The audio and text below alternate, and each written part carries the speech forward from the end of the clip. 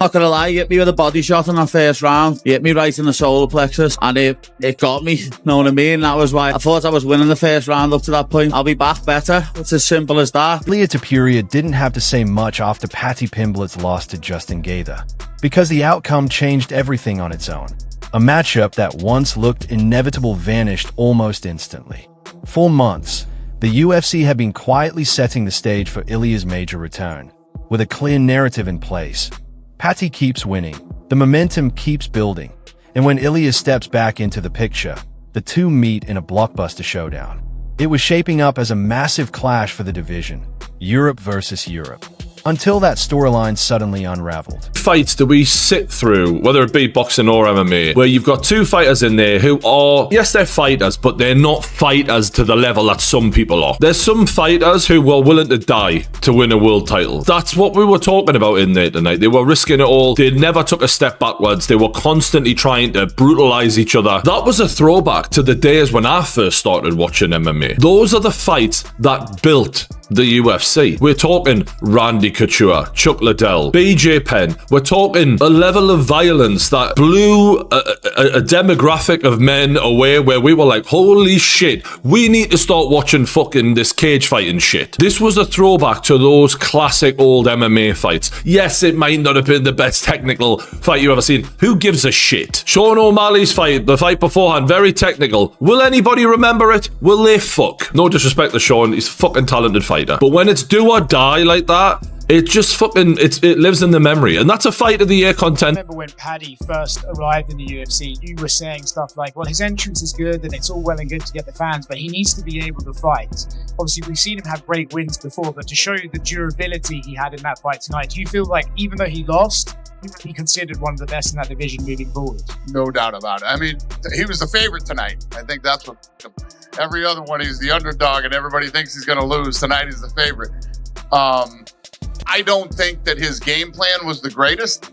Obviously, tonight he showed he is tough, he is durable, and almost I mean, especially against Gaethje. And you're eating those punches from him. You know, it's one thing to say, listen, I'm going to come out. I believe in my durability. I believe in my chin, and I'm going to go toe-to-toe with this guy. But when it starts to not work, at some point you got to say, you know what? It's the third round. I got 2 rounds left. I might want to try to take him down and submit him here. Oh! Pimblett's standing up like a fucking Christmas tree. Shoot, you fucking oh, good lord. There we go! Justin can fight this all day. He can do this all day long. He'll do the jab, he'll come behind it, get close, and then he's gonna get you close to the octagon. He's gonna start fighting you with his hands. He's gonna hit you with the right hand. That's what he does. And he's pulling away. For somebody with good grappling, it's like, go underneath, shoot a takedown. He's trying to fight a bull that you don't have the power to beat the bull. And all Paddy has to do is go to his back and he's good. Go around him, Justin. Just go around him. Justin Gaethje won that. I think Paddy Pimblett did not follow the corners. It was a blockbuster clash of style and swagger until Justin Gaethje changed everything. Paddy showed toughness and heart but lost. And in the UFC, that result reshapes the entire picture, leaving Ilia Topuria frustrated, as a win over Paddy at peak hype would have meant far more than the new reality of facing Justin instead. Rounds 1, 2, and 4. Very clear, by the way, as well, especially in the first 2 rounds. And Pimblett won rounds 3 and 5, I thought. Very clearly in round 3. And then round 5 was a scrappy round that I thought he got the better of. This was a great scrap. I have no idea how Paddy Pimblett did not get flatline KO'd on about 50 different occasions. If he lost, yes, he did lose. And if he lost any stock from this, the one saving grace is that he's been saying for a long time, we don't get knocked out, lad. And that would be the worst thing to happen to him. If he got KO'd in one of these fights badly, that would just be his ridicule forever. What happened to Scousers don't get knocked out, and it'd just be images of Paddy Pimblett out cold.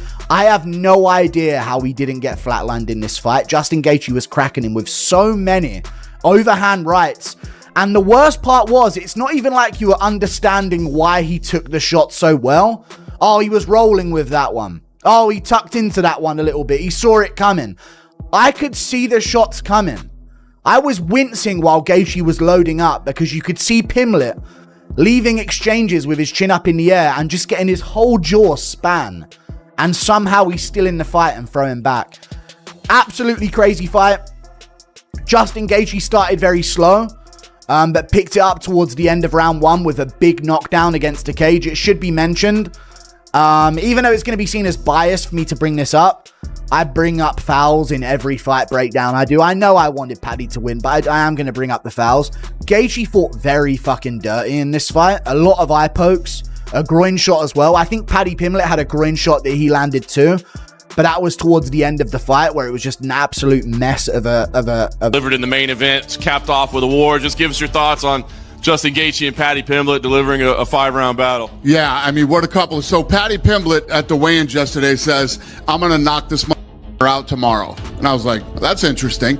And he never abandoned that game plan. Even when, he got dropped a couple times, I kept waiting for him. I'm like, he's eventually going to have to shoot and try to submit him. Now, I didn't know Paddy Pimblett had a chin like that till tonight. And, absolute dogfight in a war, and much respect to both guys. No, I love it. This guy, I love everything he's been saying. He's definitely sounds overconfident. He's out here disrespecting legends like Justin Poirier. I'm going to dog walk this English on Saturday. You watch. Well, Dustin's never got a nice word to say about me, lad. So, I was honest and said he looked like shit against Gaethje. Fucking hell, stop fucking crying, you can't get That wasn't even the fight you were talking about. You said his last fight. Which? No, I'm saying Dustin looked like shit against Holloway. That was what I said. You would also look like shit against Holloway. Well, we'll see. Once I beat you, I could end up fighting him. Well, you won't. Now the disappointment sets in. Instead of the matchup he wanted, Ilia is staring at one of the most dangerous and violent fighters in the sport.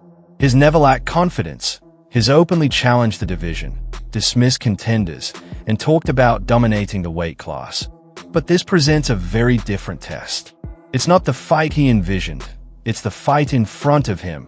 And stylistically, it's an entirely different landscape. And then he looked me dead in the eye and he goes, I'm going to be one of the biggest stars in the UFC. A year before his debut. And I just thought, yeah, maybe. I thought, looking at his skill set, I thought, you know what? You've got a long way to go to get to that elite level, but there's something about him. But I don't know if I fully believed it, but he did. And it's that belief that puts you into positions like this, because yes, he lost the fight, but there was a period where when Paddy had that iffy decision, people thought he didn't belong anywhere near a Justin Gaethje, and he's come on a long way. And I think he can look at this fight one of two ways. He can get downhearted and think, well, I didn't win, or you can think, well, it was my first go at it. I've got a lot to learn. Look at the likes of Michael Bisping. You've got to keep fucking coming in order to get your hands on that gold at some point. And that was the first time Justin Gaethje's gotten 5 full rounds. And I think Paddy proved a lot to a lot of haters out there that, like, look, all right, you might not like him, whatever. He's got fucking balls and he's willing to fight to the bitter. Paddy represented disorder, scrambles, and unpredictability, while Justin embodies pressure, damage, and non-stop violence. Against Paddy, Ilia would have been the technician cutting through hype. Against Justin, he's facing a battle of survival. Fans see it, analysts see it, and Ilia feels it too. That's why the reaction wasn't celebration but adjustment. This wasn't the road he pictured. Still, there's an unforgiving reality at play. Champions don't get easy paths. If Ilia truly wants to prove he's the top of the division, defeating Justin may speak louder than beating Paddy ever would. Even so, the disappointment lingers. The UFC wanted Paddy versus Ilia. The fans wanted it. Instead, the landscape has shifted again. Paddy goes back to rebuilding. Justin moves forward, and Ilia returns to a far more dangerous division than the one he left behind. The super fight is gone.